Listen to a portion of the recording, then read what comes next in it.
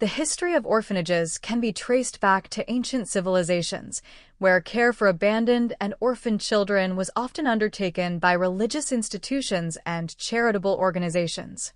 In medieval Europe, many orphaned children found refuge in monasteries and convents, where they received care and education. However, it wasn't until the 16th and 17th centuries that formal orphanages began to emerge as distinct entities. One of the earliest orphanages was established in France in the early 1600s, known as the Foundling Hospital. This institution was dedicated to caring for abandoned infants and was pioneering in its approach to child welfare. Similar institutions sprang up across Europe, particularly in urban centers where poverty and social upheaval contributed to the number of orphaned and abandoned children. In the 18th century, the Industrial Revolution exacerbated the plight of orphans as families were often displaced by economic changes. The demand for orphan care surged, leading to the establishment of more orphanages. Notably, the Foundling Hospital in London, founded in 1739, became a model, highlighting a mix of charity and systematic care. Children were educated and trained for future employment, marking a shift from merely providing shelter to fostering independence.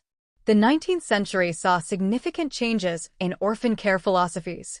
Reformers, influenced by the growing belief in children's rights and welfare, advocated for better living conditions and educational opportunities.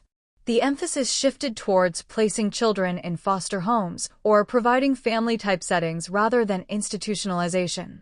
The Quaker movement in the United States, for example, attempted to reform orphanages, promoting the idea that children thrive in family-like environments.